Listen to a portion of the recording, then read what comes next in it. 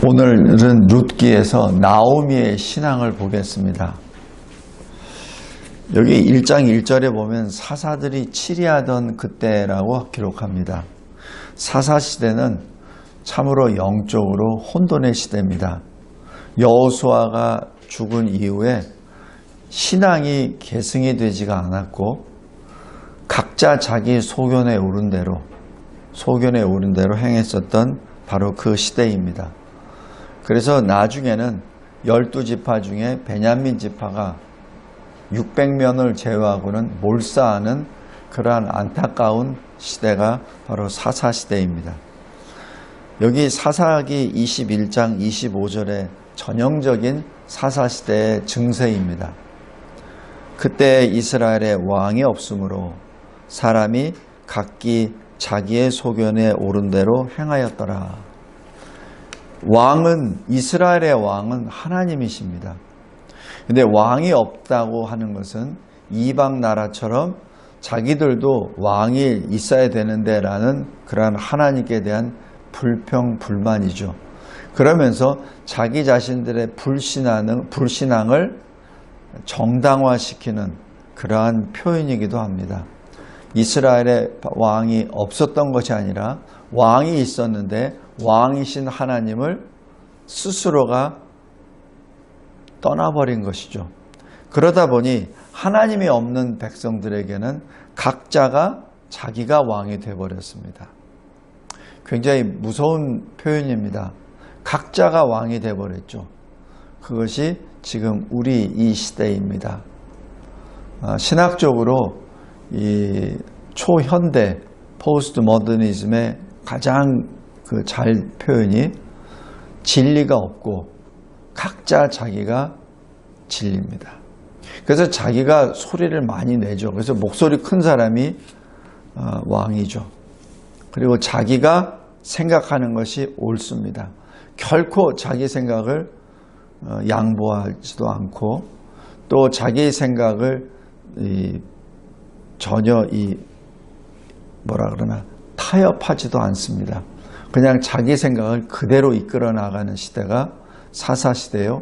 지금 현재 우리가 살고 있는 이 시대입니다. 여기 룻기 1장 1절에 바로 그러한 시대에 그 땅에 흉년이 들었습니다. 우리가 이 세상에 살면서 어떤 어려운 점들이 나타나면 무엇부터 하죠? 신앙인이라면 하나님께 먼저 기도하죠. 그것이 자연재난이 되었던 아니면 자기 개인의 문제가 되었던 국가에 대한 문제가 되었던 자녀에 대한 문제가 되었던 무슨 문제가 발생됐을 때는 하나님께 먼저 엎드리는 것이 기도하는 것이 성도의 자연스러운 모습입니다. 그러나 사사들이 치리하던 바로 이때는 각자 자기 소견에 오른 대로 한 사람이 또 하나님의 허락하신 그 처소를 버리고 떠납니다. 참 이 아이러니한 게 이 베들레헴이라고 하는 베드는 집 장소를 말하고 레헴은 이 빵을 말합니다. 양식을 말하죠. 그래서 양식이 나는 바로 그곳에 흉년이 들었다는 사실은 이것은 영적으로 내다봐야 합니다.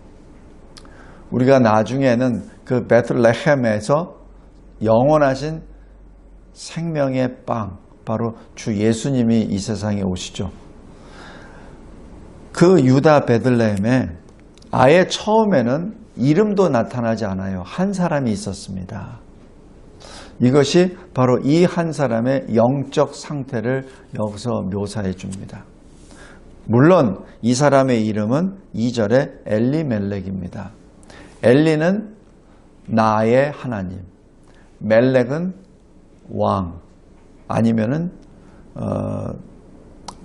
왕, 아니면 무슨 천사도 표현되지만 여기선 그렇습니다. 그래서 나의 하나님이 왕이십니다라는 어찌 보면은 요새 말로 태어날 때부터 성도입니다. 태어날 때부터 부모로부터 그 신앙을 받은 사람이죠. 그러니까 이름까지 그런 이름을 받게 된 것입니다. 그런데 하나님 앞에서는 1절에 어떤 한 사람으로 기록이 됩니다. 성도 여러분, 우리가 다시 한번 우리 신앙에 대해서 점검하고 또 점검할 때이지 않냐 봅니다. 내가 태어날 때부터 그리스도인이야. 나는 부모님이 성도이기 때문에 나는 유아 세례도 받고 나는 아주 자연스럽게 교회에 나왔어 라고 하는 그러한 모습들이 여기서 아주 적나라하게 나타납니다. 그런데 어떤 신앙생활을 했죠? 하나님한테 기도하지 않는 신앙생활입니다. 그러니까 흉년이 들었을 때 그것도 하나님이 지어주신 그 베들레헴이라는 양식의 장소, 바로 그곳에 흉년이 내렸다는 얘기는 영적인 문제로 해결해야 되는데 일단은 나의 어떤 먹고 사는 문제를 해결하기 위하여 일단 떠버립니다. 그래서 그의 아내가 고통을 받게 되죠. 성도 여러분, 우리가 이 가족 간에 어떤 그 부부 간에 신앙을 가졌다 하더라도 신앙의 깊이가 연륜이 같을 수는 없죠. 근데 여기 보면은 아마 이 나오미의 신앙이 이 남편의 신앙보다는 아마 더 깊었으리라 개인적으로 추정됩니다. 왜냐하면은 남편을 통하여 하나님의 일을 하시는 것이 아니라 아내인 나오미를 통하여 하나님의 일을 하시기 때문에 그렇습니다. 하나님은 창조주 하나님이시오 전능하신 하나님이시기에 비록 복은 남편을 통하여 온다 하더라도 남편이 그 자리에 그 위치에 있지 않으면 남편을 통하지 않습니다. 그 아내를 통하여 하나님의 일을 하시죠. 마찬가지입니다.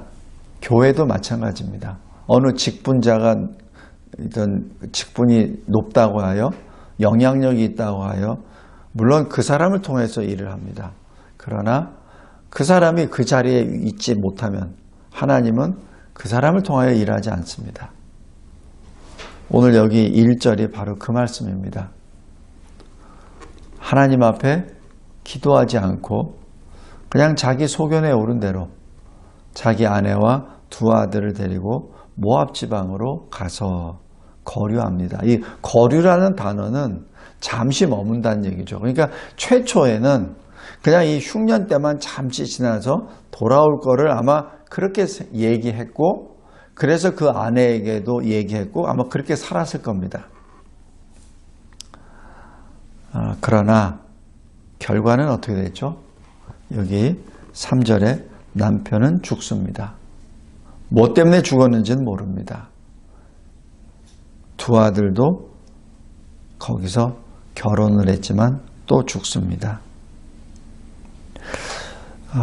왜 죽었습니까? 나오미가 영적으로 답을 합니다. 13절입니다. 여호와의 손이 나를 치셨다 라고 고백합니다. 이것이 나오미의 신앙의 첫 번째 주소입니다.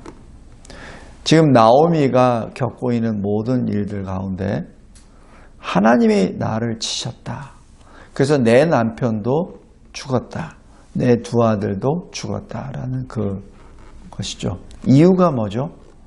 비록 자기 남편이 모압으로 가자고 했을 때 왜 아내는 거기서 그냥 따라갔냐는 얘기죠. 왜 남편에게 더 기도합시다라고 얘기 안 하고 그냥 남편을 따라갔습니까? 그것도 모압으로.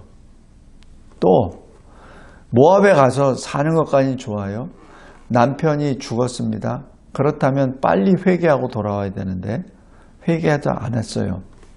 그리고 오히려 아들들을 모압 며느리를 맞아들여서 결혼을 시킵니다. 이때만이라도 그랬으면 안 됐는데 지금 이 나오미에는 지금 신앙적으로 굉장히 혼돈 가운데 있지 않았나 하는 생각이 들어요. 모압은 누구죠?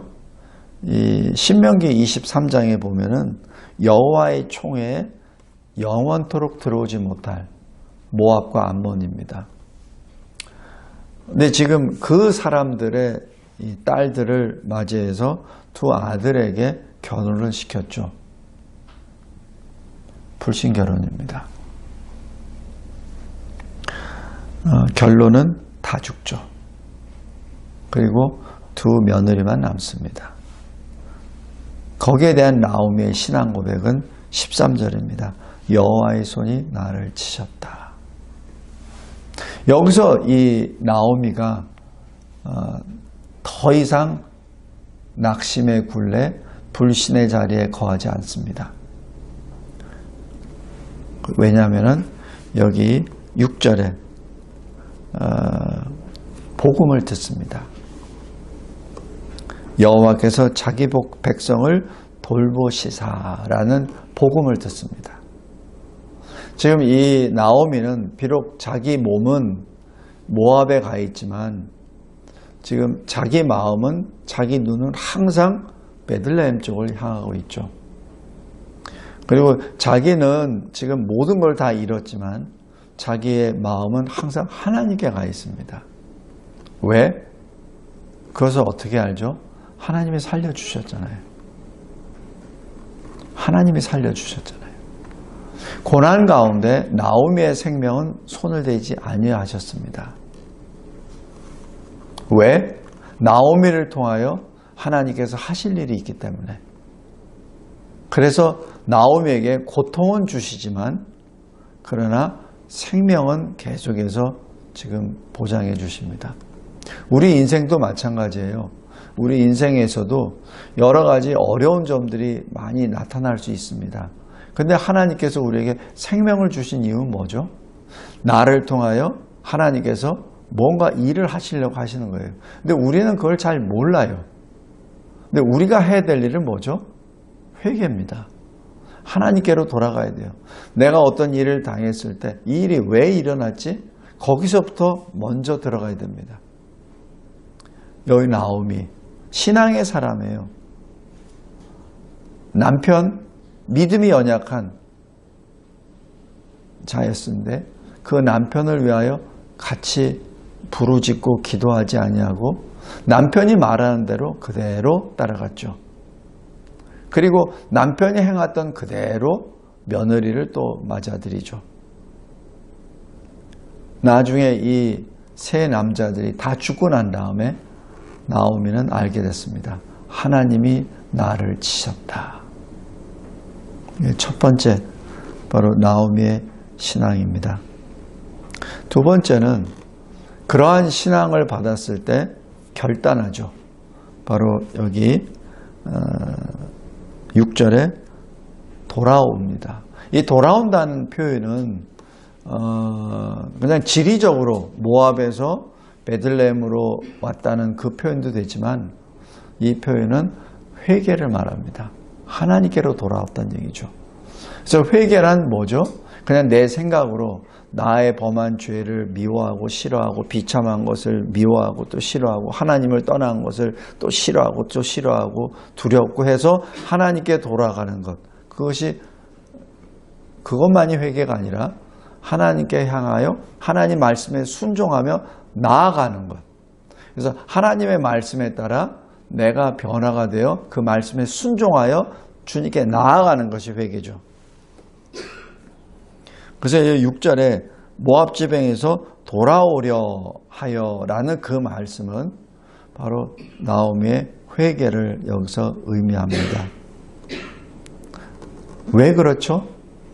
하나님은 누가복음 15장에 돌아온 탕자를 저 멀리 이 집에서 멀리 나가서 그 둘째 아들을 기다리려고 그냥 거기서 서 있었던 아버지입니다. 그분이 하나님이시죠. 지금 나오미는 바로 그 신앙으로 아버지께 돌아간다는 얘기입니다. 그냥 단순히 베들레헴으로 가는 것이 아니라 하나님이 계시는 곳, 하나님이 자기를 부르시는 곳을 향하여 지금 나아가는 것이죠.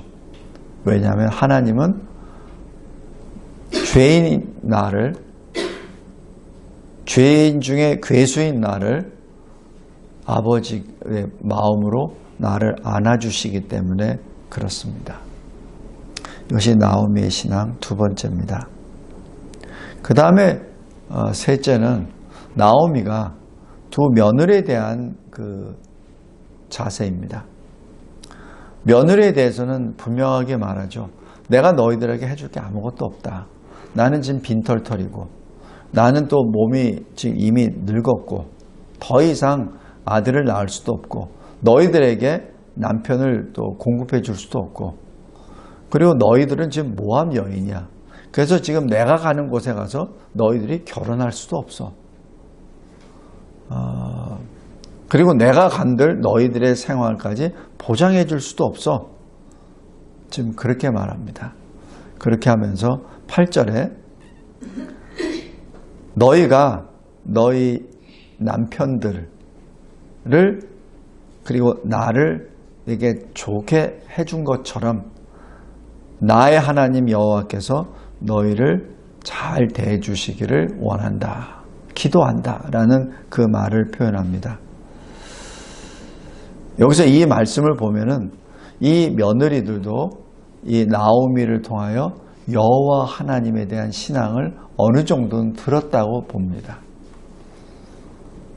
나오미, 비록 이방 불신 결혼을 했지만은 그 마음 속에 있었던 그 신앙으로 아마 이 며느리들에게 복음을 전했다고 생각이 듭니다.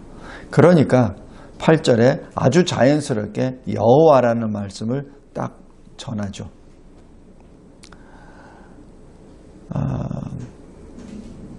그러자 이 두 딸들이 그것을 거부합니다.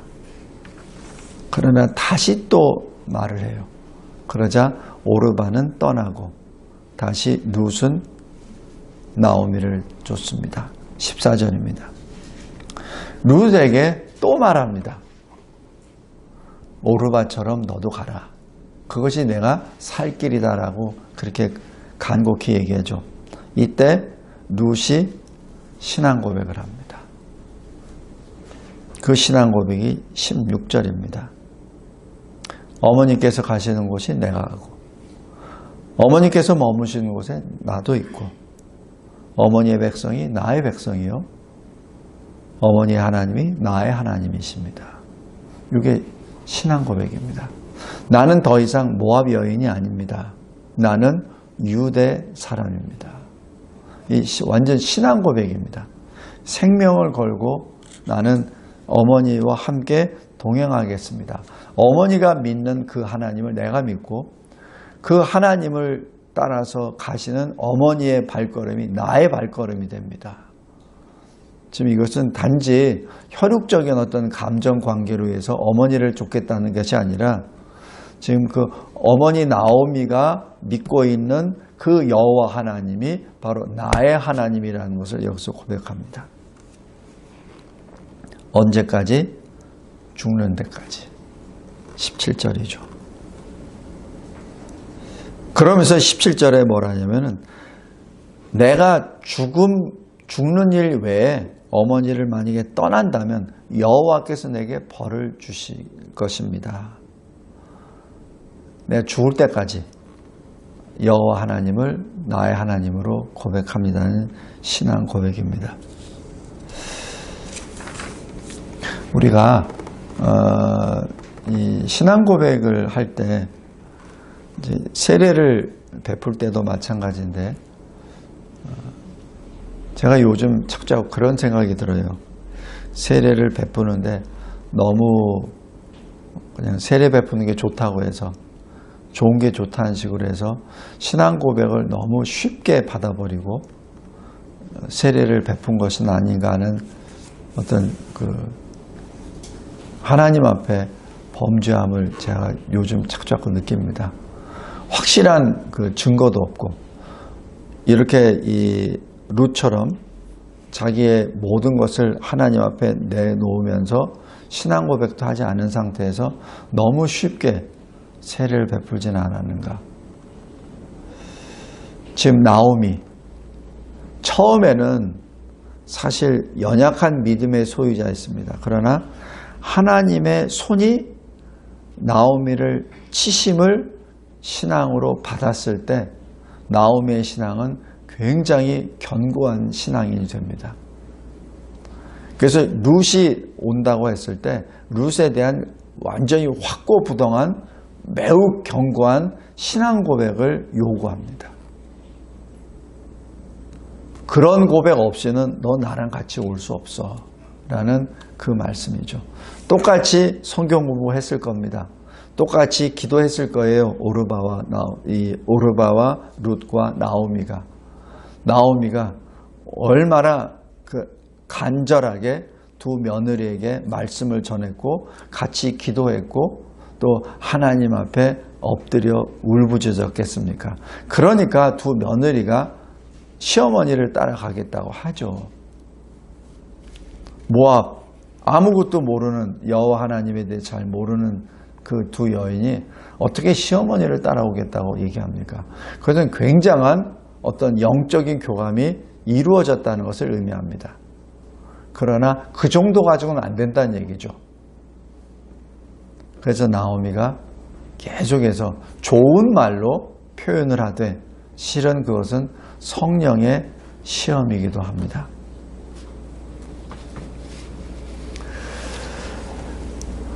말씀을 맺겠습니다.